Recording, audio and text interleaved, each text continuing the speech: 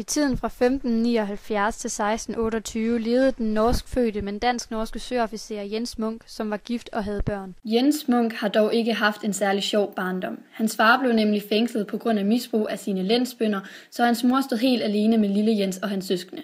Derfor tog lille Jens allerede i en alder af 12 afsted som skibsdreng og drog til Portugal.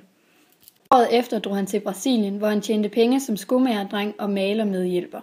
Men lige pludselig forlod han også Brasilien under meget dramatiske omstændigheder, efter at have hjulpet hollandske skibe, der havde krænket det spanske handelsmonopol. Tilbage i Europa sejlede Jens Munk igen og kom til at eje sit eget skib, men det blev sunket ned af isen. Året efter kom han i kongens tjeneste og blev kaptajn i flåden. Hans første og eneste opdagelsesrejse i kongens navn var Polarrejsen, som mislykkedes. Den 9. maj 1619 i Københavns Havn startede Polarrejsen. Til rejsen fik Jens Munk kommandoen over skibet Enhjørningen og jagten Lamprenen, og en besætning på 48 personer på skibet og 17 personer på jagten. Et af de 65 besætningsmedlemmer var Jens Munks egen nevø, som desværre omkom under rejsen. Grunden til, at der var flere besætningsmedlemmer på Enhjørning, end der var på Lamprenen, var fordi Enhjørning var et skib, og et skib er et større 3- eller 4-mastet fartøj med en betydelig stor lastekapicitet, mens Lamprenen kun var en jagt, som er mindre end et skib og går under navnet skuden, fordi skuden er en betegnelse for et mellemstort skib, som Lamprenen også er, men bare kun med 1 eller 2 master. De var meget udbredt i Norden og blev brugt som borgerskibe, som deltog i krige og handel på kongens ordre.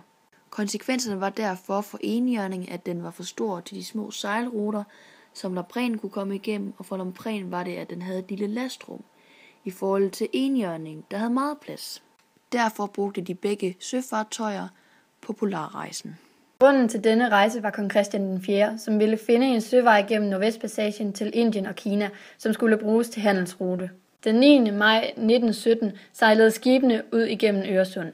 Allerede her var der problemer, for et af besætningsmedlemmerne hoppede over bord og druknede. Den 25. maj sejlede de til Kramsund i Norge, fordi lampernen sprang læk og måtte repareres.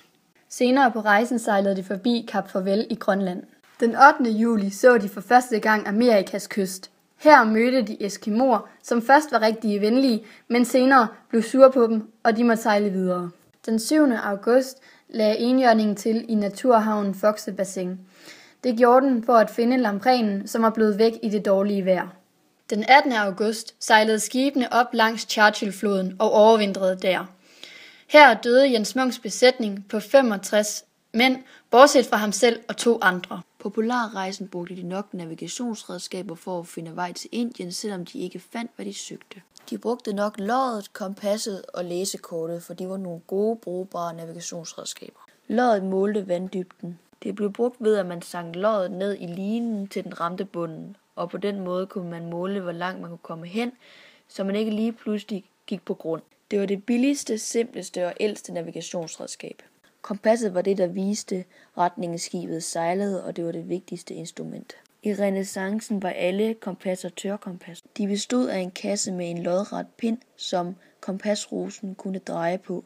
Kompasrosen var fremstillet af flere lag sammenklistret papir, og under rosen var magnetnålene anbragt. Konsekvensen var bare, at magneten hurtigt tabte sin magnetisme i renæssancen, så et magnetjern var nødvendigt til at stryge magnetnålene med, inden kompasset kunne bruges. Læsekort var en sejladsbeskrivelse med kurser, distancer, oplysninger om grunde, strøm og tidevande. De første danske læsekort er udgivet af Laurens Benedict i 1568, men der fandtes også søkort på denne tid. De første brugbare søkort blev fremstillet i 1300-tallet, men ved renæssancens begyndelse blev der ikke brugt søkort, og i slutningen var det stadig usædvanligt at bruge dem. I de danske farvande blev det også først fremstillet søkort efter renæssancen. Polarrejsen endte som en stor fiasko, da Jens Munk ikke opnåede sit mål om at finde Nordvestpassagen til Indien og Kina. Grunden til, at hans mission ikke lykkedes, var, at næsten hele hans besætning på 65 mænd omkom under overvintringen i Churchill-floden.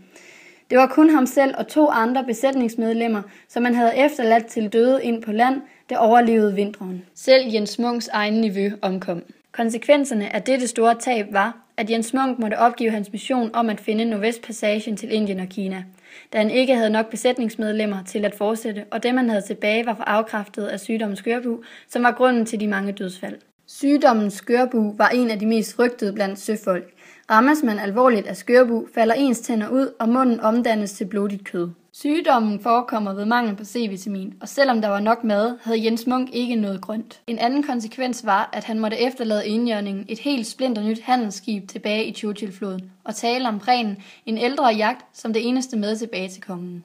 Dette gav også Jens Munk et dårligt ry, for da han endelig kom tilbage fra hans forfærdelige rejse, blev han smidt i fængsel i Bergen af lensherren. Han blev fængslet for at have spildt kongens skibe og mænd. Senere tilgav kongen ham dog igen, da kongen ville have ham på endnu en polarrejse. Kongen mente nemlig, at det ville gavne Danmark med kolonier i det arktiske område, men Jens Munk var for afkræftet og kom aldrig afsted. Sømænd tog på opdagelsesrejser af flere grunde, blandt andet fordi kongen beordrede dem til det, eller af egen fri vilje. Hvis kongen valgte det, var det fordi han ville erobre nye lande eller områder til hans kongerige, eller på grund af bedre handelsmuligheder. Når han erobrede nye steder og etablerede kolonier, var det på grund af magt, som tit førte til krig, fordi andre lande også gerne vil etablere kolonier der. Dette er blevet en konsekvens i søfarten, fordi det også blev grunden til, at kanonerne kom til, for at forsvare sig eller til hjælp med erobringen. Så det er helt bestemt en konsekvens, fordi det fører til død og ødelæggelse. Hvis man tog på opdagelsesrejser af egen fri vilje, var det fordi man ville søge efter ny viden og opdage og udforske nye lande og områder og finde gode ruter, så de nye steder kunne komme med på verdenskortet.